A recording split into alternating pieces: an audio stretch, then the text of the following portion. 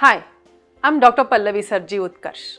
In Pranayama, we regulate how we breathe, how much air we take, and how many times we breathe. If I have to suggest anybody who wants to practice and learn this breath work, I would suggest a must Kapalabhati. Of course, people are nowadays very aware of this breath because it's called as a skull shine breath. So if you want a good shine on your forehead, I would definitely suggest Kapalabhati. However, I would even promote the Hydra boosters for a good shine on your forehead. I would also recommend Kapalabhati. You know how? Basically in Kapala means a skull. Bhati is basically, here we have more of these sinuses in your skull. Okay, so by doing this Kapala Bhati, the sinuses get cleared, so hence the skin shines.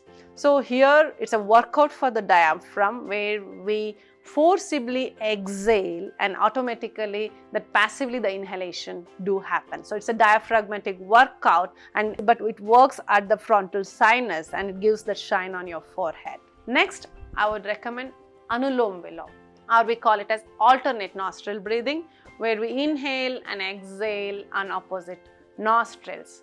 So they have a very calming effect. As I told you, it triggers your parasympathetic response or a vagal stimulation, and it's a very good tool for skin and hair health.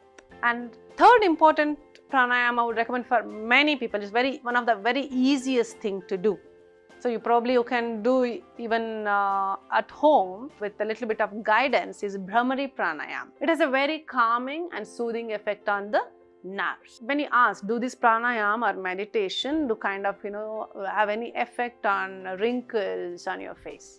See, most often when we are frightened or because of the sympathetic response or fear, how do we react? We usually do frown our face, we do wrinkle our face, when we frown our face, we do get wrinkles, crow feet are these frowning lines. So those dynamic lines, when more and more these responses do happen on a day-to-day basis and a regular basis, those lines become more firmer. But with these breathing exercise and regularly doing the meditation, your response is more calmer and more parasympathetic response, that is rest and digest phase, more calmer. So those dynamic lines, those frown lines will not be there. Hence, so definitely you look more younger and more less wrinkled with these pranayamas. When I say breath is the energy which can create any desired effect you need in your body. But at the same time, if this energy is not channelized properly, it can definitely cause a very disastrous effect on your health.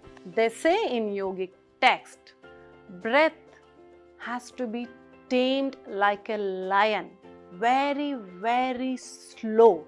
Otherwise, it's going to kill you.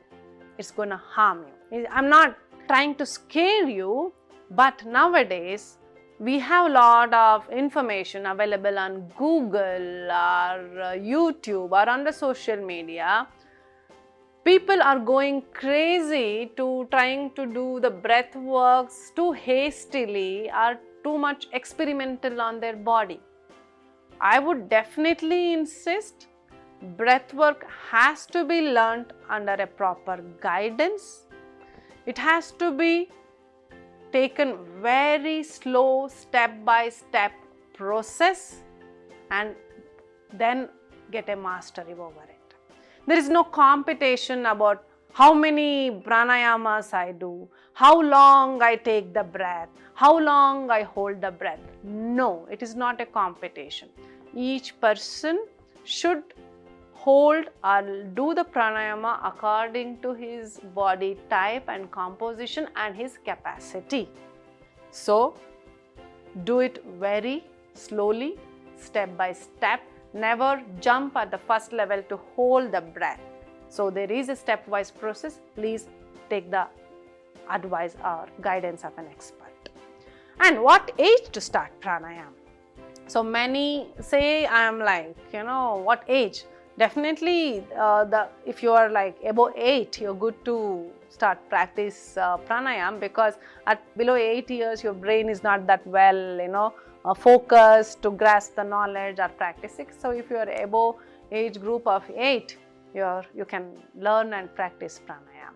To practice pranayam, yes, supervision and guidance is very much required till you master it.